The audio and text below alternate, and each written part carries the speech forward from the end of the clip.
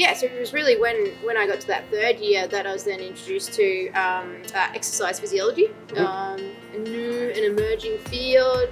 Wasn't really sort of heard about or spoke about a lot, but it was sort of starting to gain a bit of sort of interest and traction, I guess, if you could think of it like that.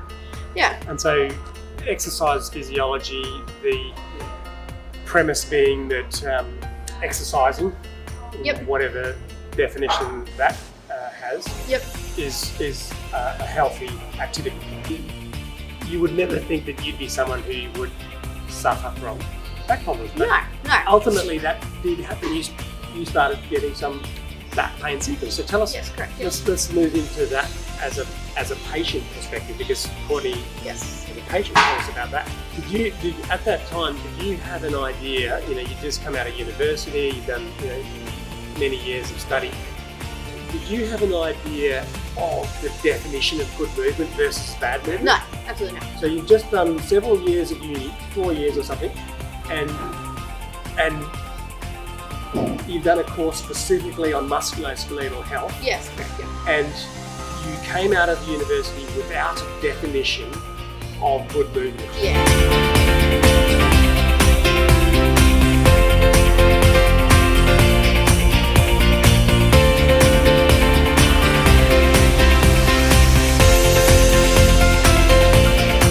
Good afternoon, everyone. Thank you for joining us again. David Johnson and Courtney Endres, an extremely loved member of Functional Movement Training Centre, which is where we are this afternoon. And I'm really excited to be talking to you today, Courtney.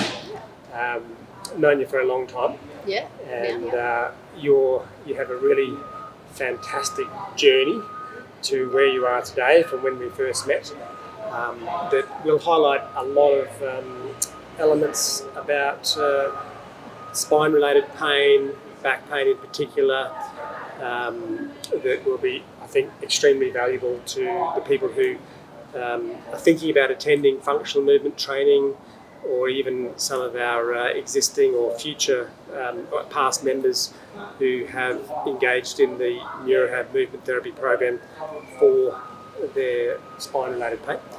And I think you will be able to bring a lot of insight into that. So so just kicking off, I suppose, Courts, let's hear a little bit about your background. Come here. Cool. Let's hear a little bit about your background. After high school, what did you get up to? Education-wise. Yeah. So all through high school and even in primary school, actually, was heavily involved in sport. So sort of knew that after high school, that was an area or a field that I wanted to progress into as a career pathway. So originally, when I actually started out at university, was sort of planning on becoming a high school PE and science teacher. And then sort of was introduced to then a couple of other different career pathways in my third year when they're sort of talking about discussing options. So what university degree did you do to start with? Yeah, so it was a Bachelor of Exercise Science. So that was the bachelor, and within that though you could go so many different pathways to branch out from that. So you could go into a lot. Actually, the med students would do the first 3 years that we did, and then obviously you just branch off specifically into that, whatever career pathway you want to take, and then you if you wanted to do education, then you do the extra year specifically focusing on that education side of things. So so it was really when I got to that third year that I was then introduced to exercise physiology, a new and emerging field. Wasn't really sort of heard about or spoke about a lot, but it was sort of starting to gain a bit of sort of interest and traction, I guess, if you could think of it like that. And so exercise physiology, the premise being that exercising, whatever definition that has, is a healthy activity. And maintains or has the potential to restore health. Yeah. And then sort of that was sort of the first 3 years. Looking around that, a lot of it obviously was a science-based in terms of a lot of biology, chemistry, physics, all that kind of stuff, physiology, of course. And then that 4th year then was, looking more at that exercise prescription, but in a clinical setting though. So looking at chronic pain or chronic conditions around that. So, yeah. And obviously musculoskeletal pain. It's a huge burden in our society, back pain in particular, second leading cause of disability in Australia, and also similar statistics worldwide. What was the prescription that was sort of conveyed to you as a new grad, as a mechanism to combat this sort of epidemic of spine-related pain or back pain or musculoskeletal pain? What was the idea in terms of how to actually make a difference there? Yeah, so when I was taught, a lot of it was coming back to core, your core, and so needing to learn how to switch on your transverse abdominis muscle, activate that. And then once you sort of, establish how to learn how to do that, then you build on that. But a lot of it was, focused on trying to strengthen your core, get that stronger, because that's then going to help to support your spine. Yeah. Okay. And that was what it was. That's kind of, it sort of makes sense, doesn't it? Like, You think as a student and as a patient who suffers back pain, that if you've got stronger muscles that support your spine, and you mentioned the word transverse abdominis. Just for our listeners, the transverse abdominis is a sort of flat sheet of muscle that wraps around your abdomen, and it kind of, if you've got a nice strong transverse abdominis, it's like this nice tight air balloon around the front of your spine, therefore providing that support. If my forearm's a spine, that should kind of improve on back pain symptoms if you've got strong muscles. Okay? Yep. And how do you get strong muscles? You kind of exercise. Stimulate those muscles, make them work, and they adapt and they get stronger. So it kind of makes sense that should work. Yeah. Okay, so and as a student, you would go, I'm going to be really valuable to people with back pain if I can teach them how to strengthen their muscles. So what then eventuated in your own, because you would have been pretty fit and active yourself. Yep. So back then I was running competitively. Also had sort of a background history also as well. Through high school, playing competitive tennis and good tennis player, netball and touch football, like all the sports you can think of, basically. and then so you would never think that you'd be someone who would suffer from back problems. But no. Ultimately, that did happen. You started getting some back pain symptoms. So tell us. Yes, correct. Yes. Let's move into that as a patient perspective, because Courtney, as a patient, tell us about that. Yeah, absolutely. So probably when I started to notice my back pain symptoms, so finished uni, whatnot. It was around about 2016 actually when back pain symptoms started. There was a particular incident where I was actually moving into my unit, and like the person that was helping me, we're carrying the boxes in and sort of, we kind of didn't see each other, and the person sort of stepped back into me, and then I kind of fell forward with the load, and that's kind of what started it, sort of sparked it. You started to get symptoms. Yep. And sort of the symptoms I was getting was that sort of real muscle spasm in the lower back. I would then also get some radiating pain as well.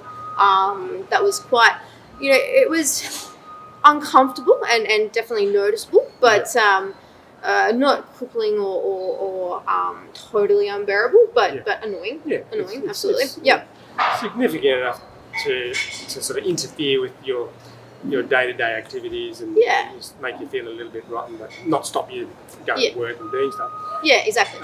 Yeah. And that's like the smoking gun moment, but I suppose we can also understand now that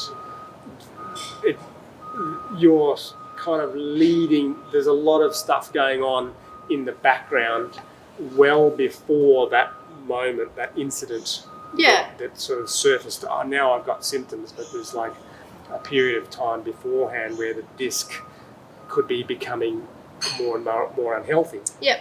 And even though you were fit and active, that disc health was slowly declining without you even being aware of it. Yeah, absolutely. Yeah. Okay, so when you started getting pain, what did you do? What did you do? Like, how did you address that? Yeah, so I would then dial back what I was engaging in. So my activities, lifestyle changes. Yeah, lifestyle changes. Yep. So we'd dial that back a bit.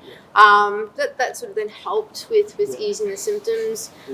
Then did focus a bit more on sort of specifically, you tried to work on your core and and activation and you're probably already super strong anyway. Anyways, So how do you go from 98% to 99%? It's diminishing returns. And sort of that was my thinking as well. Is like, well, hey, like this is this is what we've been taught at uni, and I've already got quite a capacity, a level there. It makes sense to draw back and just dial things back a bit. But then I was finding that even doing that, it's taking sort of more and more out. Yes. But kind of plateauing, sort of just plateauing out there. So, and I think a lot of our patients who come here can understand that exactly. They can relate to what you're saying. The back spasms. Of course, if you've got back spasms, I can't mow the lawn today. Exactly. I have to start restricting my lifestyle. Yeah. And I think a lot of our patients, like I see many patients, their core strength is more than fine. Yeah. There's not a lot to gain by strengthening even more. Yeah. Like it's a little bit illogical in a way. And here you are on the therapeutic side trying to treat yourself. Exactly. With a paradigm that you go, well, this doesn't make sense. I shouldn't. I don't see that this is going to work. Yeah, and that's exactly what it was. Was trying to figure out what is this missing piece of the puzzle that clearly I knew that I needed to solve something, but just didn't quite know what that was. And then it was actually I was just looking on Facebook and scrolling through and then I saw that one of my other colleagues from university had liked the Functional Movement Training Centre. And sort of got me thinking, okay, all right, well, what's this all about? Yeah. So then sort of just dove into Functional Movement Training Centre. It's not, there's no words there in that talk about core strengthening or exercise or manual therapy. The key word there is movement and functional. Yeah. So that got your attention because it's different, right? Yes, it's not the same old. So you got in touch. Yeah, so went to the website, had a look, did a little bit more research on it. And was sort of like, okay, all right, well, that kind of also makes sense what they're, referring to here in terms of looking at your movement and then, how you'd go about applying that and whatnot. So I was like, okay, all right, okay. At that time, did you have an idea, you just come out of university, you've done, many years of study. Did you have an idea of the definition of good movement versus bad movement? No, absolutely not. So you've just done several years of uni, 4 years or something, and you've done a course specifically on musculoskeletal health. Yes, correct, yeah. And you came out of university without a definition of good movement. Yeah. I mean, it's in terms of, in the context of when, like, you're doing a squat or a lunge or something like that. Yep. Yeah. Yep. What for that squat and technique, for that particular exercise. So it's, yes, exactly, okay. yes, but it didn't, but not. It didn't resonate that movement in life is kind of even more important because that's occupying 17, 18 hours of your day. Yeah, exactly. Movement in life. Yeah, Incredible. exactly. That's a profound thing. Yes. And I hope our listeners understand that is that 18 hours a day you're moving. Yep. We need to move well. And that definition needs to be ingrained in our central nervous system locales. Yep. And that was 100% then that missing piece. Yeah. When I then attended the neurorehab in 2018 and started 2018. Yep. And that was sort of the moment. Wow. Yeah. And just to let our listeners know, you teach neurorehab now. Yes. You're a neurorehab movement therapist. Yes. Correct. That's crazy. And being on the other end of it. So tell us a little bit about that experience doing neurorehab. As a patient. Yeah. So when I started neurorehab, first couple of sessions, sort of like, what is this hinging pattern? Like, what are they getting me to do here? Like, but then after, a couple of sessions, it was like, oh, okay, actually, I now understand and see how I can then put this into practice and how this, does make sense to allow those discs, it's natural environment to try and promote that healing and recovery. And so someone who's a therapist, did you then make, you said you had the aha moment or the light bulb moment, did you realise that you weren't moving well just in the home, in the garden, in the shopping centre, doing your normal daily activities, that you weren't a good mover? Yeah. Even though you were athletic?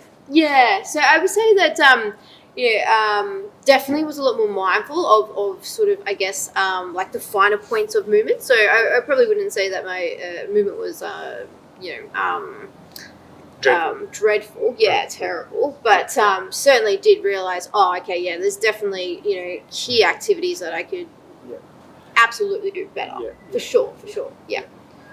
And because you were very athletic, the demands that you were putting on your spine require A+ movement. Yes, versus exactly. someone who's not athletic and doing super physical activities like tennis and running and swimming, then you can sort of get away with maybe A-.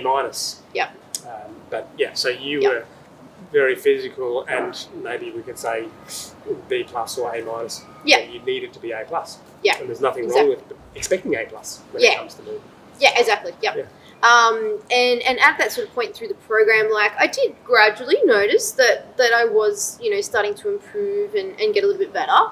I still had quite a degree though of radiating pain, and that still was something that was limiting me into being able to engage into activities like running.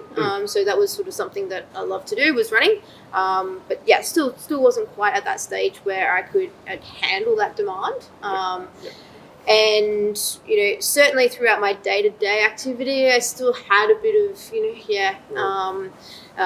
noticeable symptoms and whatnot. So at the end of the 8-week program, noticed that I was gradually improving and gradually trending better, but still had quite a degree of limitation and restriction. And as well. we had MRI imaging of your spine. Yeah, correct. Yeah. And we could see some poor health in the L5S1 disc, and we could see some prolapsing of the capsule of the disc and some contact on the nerve root. And it all made sense. Everything made sense. Yeah, it all made sense. Yeah. And we were just trying to make that disc, trying to do everything we could to make that disc heal naturally with the assistance of good biomechanics. Yes, yeah. Okay. Yeah. So how did you go, 8 weeks? Yeah, so did the 8 weeks and, also made some really good friends along the way as well in that. And I thought, this is like, really enjoying this and sort of, it kind of was a different perspective on then, moving the body. So, I was sort of maybe a little bit tunnel vision in terms of, running and doing more of those sort of, I was more of a cardio kind of, lover of activity. Aerobic. Athlete, yes. Yep. So open your mind to a different type of training method. Yeah, exactly. Yeah. So I was like, oh yeah, cool. I'm actually sort of enjoying doing this sort of side of things. So then progressed on to then doing back then what was called neurofit. So that was sort of the next step up from neurohab, and yeah, loved doing that, and it's still about 6 months after finishing neurohab. Still had those consistent symptoms. But after sort of, about that 6 month period, that's when I then started to notice, actually, I don't have any of that, radiating pain and pins and needles and tingling and numbness and all that sort of stuff. So that actually resolved. So you must have been very diligent, very compliant with maintaining good biomechanics in everyday life activities, and then taking it to functional training, as you said, in the neurofit, which is the second phase of the rehab, is building capacity with the functional elements, the functional training. And you started to get better. The disc was healing. The disc was healing. The disc was healing. And then actually eventually got back into doing jumping movements, because that was always something that would aggravate my back, and actually got back into running and all those activities that So your capacity was getting back to a very high level. Yes, it was. Yes. And you were no longer having to restrict activities. You were bringing more quality of life and leisure activities back into your life. Amazing. And that's what the model says should happen. That's what the model says should happen as you move well, you have that nice foundation of motor patterns, and then you build capacity if you want to. And you clearly wanted to build capacity. You enjoy that. Exactly. 100%. Excellent. Okay. And then so there was sort of a good year of just gradually building that capacity. Again, it wasn't sort of going from, all right, cool, now I'm moving well, to, all right, cool, now I can, go crazy. Lift whatever I want or go crazy. It was a very progressive, slow step. And it takes a year or so for those type of tissues to heal, like the very poorly vascularized disc and the annulus and cartilage. Those structures don't have much blood supply, so they do take a long time to heal. But they can heal. A lot of people don't think that disc injuries can heal, but they can. The only reason why they feel that they don't heal is because they're just doing the wrong thing, and they're continually insulting the disc, and it heals a bit, then you insult it again and it heals a bit, and you end up going nowhere, like one step forward, one step back, one step forward. So obviously you don't feel like you're getting better, but if you remove those insults to the disc, you just keep taking forward steps. And a year later, hey presto, I am actually pain-free and I've got capacity to do functional training at high levels. All right. Did you make any mistakes after that? What happened? So there's probably a couple of things that I can think of along the way. Being sort of a very active person and like to be very active, there is also that, temptation to push it maybe a little bit too much. There was also one incident, I remember, I think I was just very tired and fatigued and just wasn't quite switched on, but went to jump up onto the pull-up bar and then landed, flat in the back, and again, then that's an accelerated movement, dysfunction to the disc. Another insult. Another insult to the disc. So that kind of stirred it up a little bit, and then again had then return of those symptoms, and again though went back to the principles of, all right, cool, okay, well, it makes sense. Then I would just back off a little bit. Again, give it that space, that time to heal, and then after about 3 months, because I had built up quite a buffer, then again those symptoms then disappeared, and then was back to, all right, cool, functioning as I was, and then it was the start of 2020 that's actually also when all that COVID stuff was starting and whatnot. Where probably at that point in time, even though I had built up, Maybe I was overdoing it, in terms of just doing too much, so exceeding my capacity. Kind of woke up one morning and sort of felt like, okay, something don't feel quite right. Like get a bit of sort of that tension. Not so much of a spasm, but it was just more sort of just tension. Just could feel tension. So getting pain symptoms sneaking back into your life. Sneaking back in, yeah. And so just explain. We talk about the capacity and demand rule. Yeah. So if there's a mismatch between capacity and demand, you expose yourself to injury. Yeah. And I can remember back in those days. You and I both were doing accessories after the class, so we would do a 1 hour functional training class, and then we would do the strength elements, and I think we got swayed by the temptation to be extremely athletic. Yes, yeah. And we broke that rule. Yeah. The capacity and demand rule, and that applies to anyone. It doesn't matter whether you're you or me or an Olympian. If you break the rule that dictates you cannot engage in activities that are beyond your capacity, you will get injured. Yeah. And I think that's sort of what got you back to having persistent symptoms again. Yeah. And I guess also too from the past traumas to that disc as well. It's still a little bit susceptible. It's still going to be a weak point. It's still like an Achilles heel in your spine. Yeah, exactly. Yeah. And so then at that point, realize, okay, all right, a little bit flared up at the moment. So back off, but still keep moving. And then even with sort of backing off and still moving, it was still getting quite irritated. Yes. And so then we sort of came to the decision, okay, well, let's completely then just focus on movement. Yep. Take away all the capacity, take away all the demands. Yes.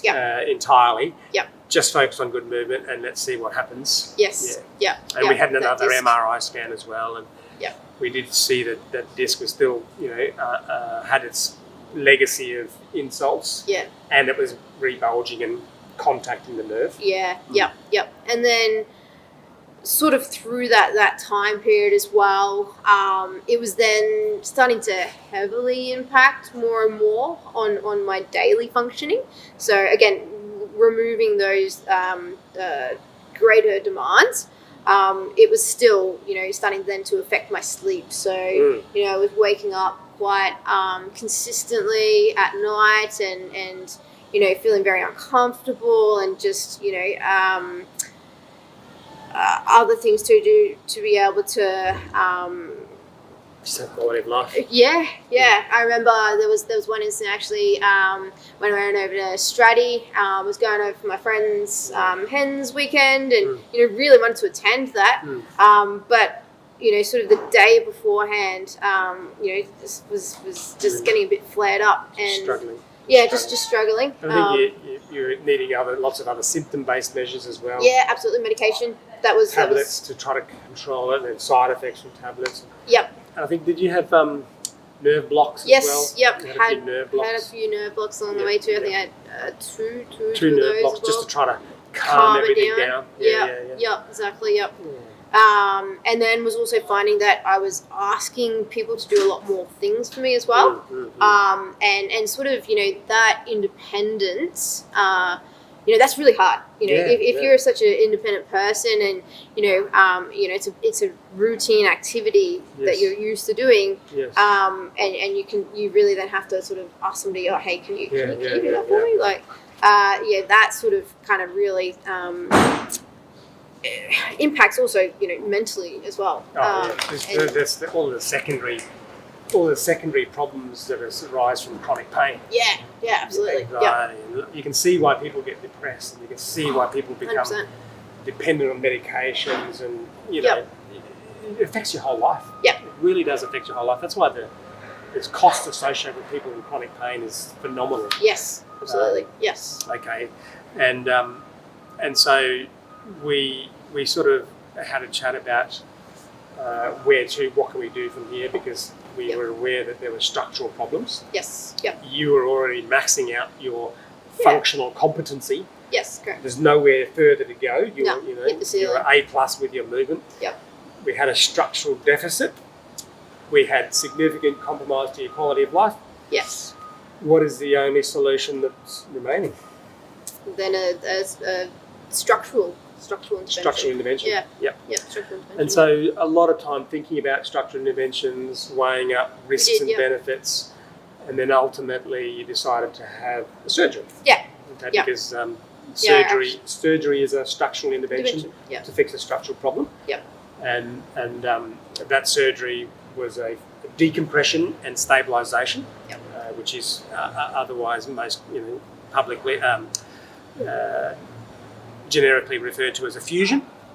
And tell us now about that experience. How did you go enduring? Because some of our listeners will have had a fusion or are thinking about having a fusion. Yeah, it's a scary process, I'm sure. Yeah, it's a scary process. Yeah, absolutely. So sort of when it was coming to kind of my decision making around just those key things that we discussed. So it was absolutely heavily impacting on quality of life, but functioning. And also too, I think I remember I wrote you a letter actually, and just saying like, nah, that's it. I can't keep, going on like this. Like it's just got to a point where like that's enough. Like I was really worried about you. Yeah, so it definitely did need a structural intervention there. Yeah. And so around that process, I guess going into having surgery. I was sort of like, very favourable in terms of, I've done the sort of the prehab beforehand. I know how to move well. I know how I'm going to manage this afterwards as well. And and then I guess, coming out the other side. So, sort of the first day or even actually the night having the operation, it was super painful. Super painful. And I remember clicking that button every 5 minutes like I could. And it was rough. And then the next day, I remember actually you coming in and you're like, how you doing, Court? And I remember I just started bursting crying because I was in so much pain.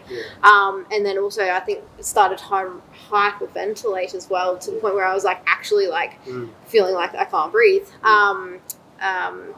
So from that experience, wasn't, I guess, what I kind of expected or anticipated how I was going to sort of pull through the other side. And then I just remember that first day, was bedbound, didn't get out of bed, and I sort of knew that from rehabilitating patients in the past. It would be like, all right, boom, up. The next day and walking around and whatnot. And so, I was sort of thinking, what the heck's going on here? How come I'm not bouncing out of bed like everyone else? Absolutely. That's exactly what was running through my mind. And I'm like, what is this? What is going on? And so, so that was the first day. And then the second day, we sort of tinkered with the medication side of things and whatnot. And, it's feeling a little bit better, but still just, it was just super, just very sensitive. But even to just kind of just move a little bit was like, 9 out of 10 pain. Super sensitized. Yeah. Hypersensitive. Absolutely. And then I remember sort of, you encouraging and saying, and I knew it too, but, all right, we need to get you up, Court. We need to, get you moving. You've been sort of, horizontal for, greater than 48 hours here. Yeah. And I'm like, totally understand what you're saying. But no. You used to come used to come into hospital to see our patients. And that's it, Day 1, day 2, post-op. And you were attending to these patients who had the exact same surgery as you. Yeah, exactly. And you were getting them up and out of bed, and here you were, like, just struggling. Struggling to move. So. So realizing that, I do need to get up and move, but I was just like, no. It's too sore. No, not going to happen. But we did, and I remember that the nurse and also the physio there at the time, they got me sort of to the end of the bed, and I just remember just sort of even just sitting up, I was like, oh guys, like I don't think this is gonna go well. Like I'm pretty like pretty dizzy just from just all the medications and stuff, but also too, I was like, well, this is really starting to ramp up. It's very sensitive. And then they're like, all right, well, we'll just stand we'll aim for 30 seconds standing. And I'm like, oh, okay. Just baby steps. Just baby steps. Yep. And I remember standing up, and within the first 10 seconds, I was already like starting to like almost pass out just due to the pain and just I remember the nurse and the physio saying like, yeah, your face just dropped in color and anyway, so that was my first experience, like standing up and sort of trying to promote movement, trying to help get inflammation and whatnot, body to flush it out and whatnot, and so so that was the first experience, and then I remember sort of later on that day, sort of again thinking like, man, like patients are there up and walking around and starting to do hinges, and I'm struggling to stand for 15 seconds. Like, what is going on? Like, and actually starting to work myself up about that. Yes. And starting to freak out a little bit, and then I remember like the physio saying, all right, well, we've got to try and do this again this afternoon. And I remember just thinking, nah, like, no way, not after that first, like, instance of standing and So just to sort of summarise it, I suppose, I mean, surgery, it's a very invasive procedure. Yeah. You're putting screws and bone graft and you're cutting away the disc. Yeah. And your recovery day 1, day 2 post-op was very challenging. Yes, absolutely. Yeah. And there are certainly people that can recover from surgery, and you think, oh, geez, they're doing exceptionally well. And so there's a broad spectrum of how people respond to surgery and the insult of surgery. Yep. And you obviously were at one of the more challenging post-op pain ends of the spectrum. Yeah. Yeah.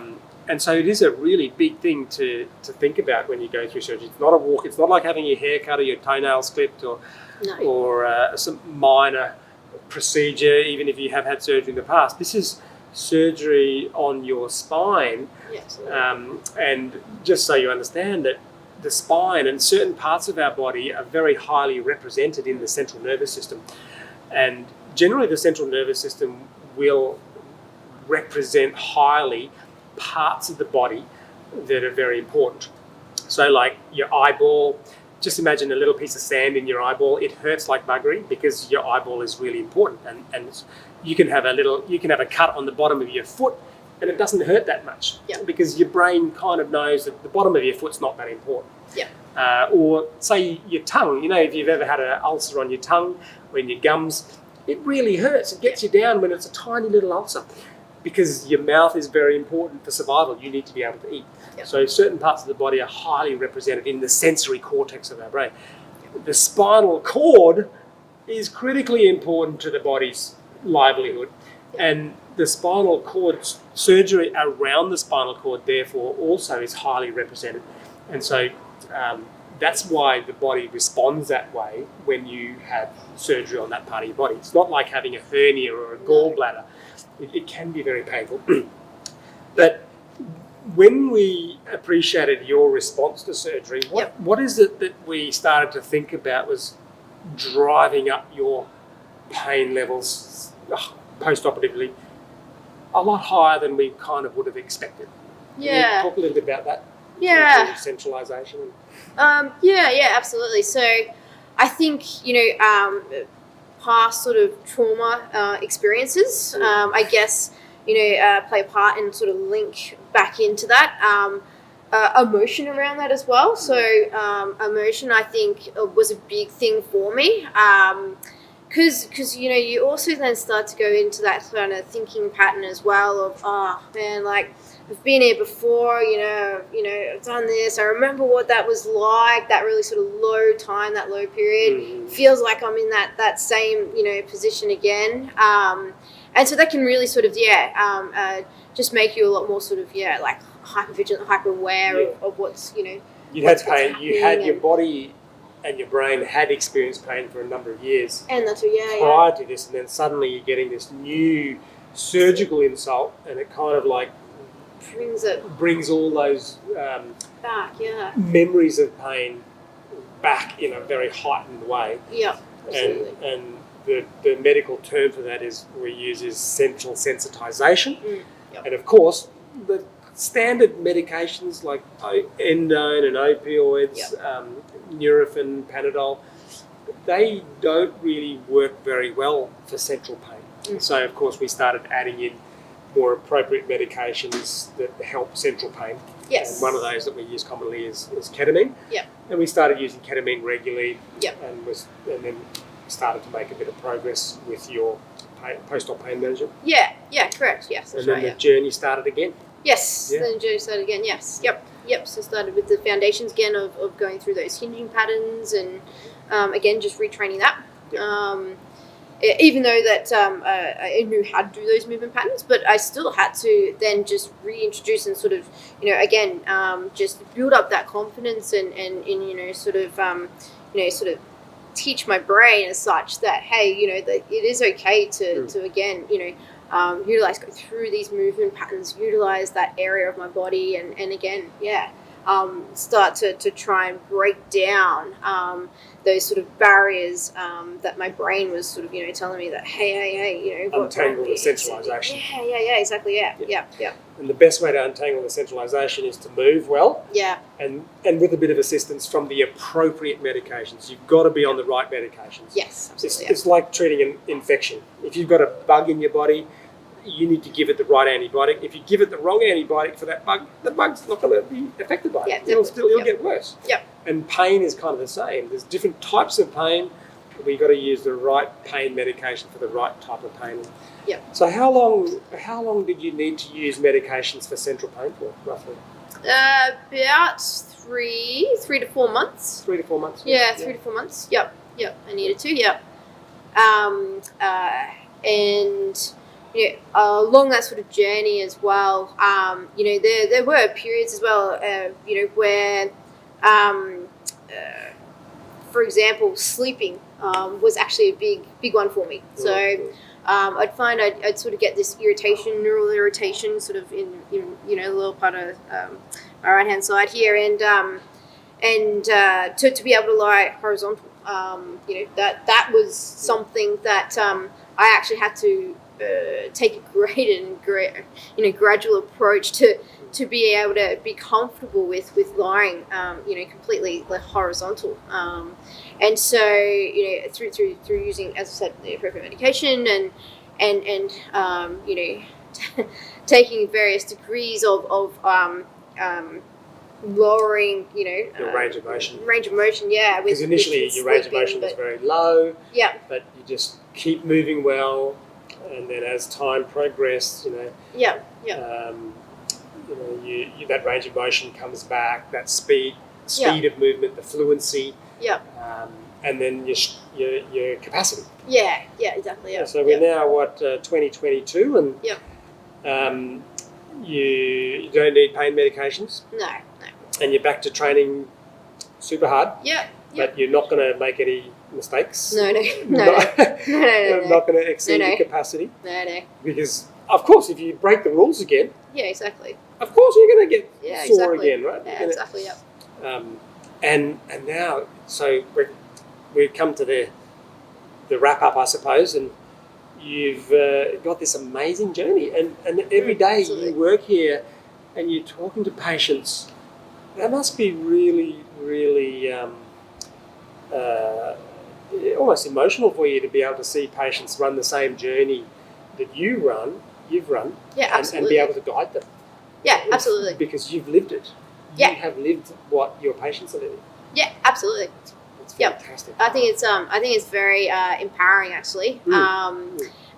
To be able to pass on that sort of experience and sort of guidance and support, and be really able to empathize with them as well. I think that's a really critical and important part of it, and just letting them know too that hey, you've got this amazing support system around you, and you've got experts that have been in your shoes, but then also know how to guide you through these really tough periods as well. And I think that is so valuable, and a lot of patients take that away with them too.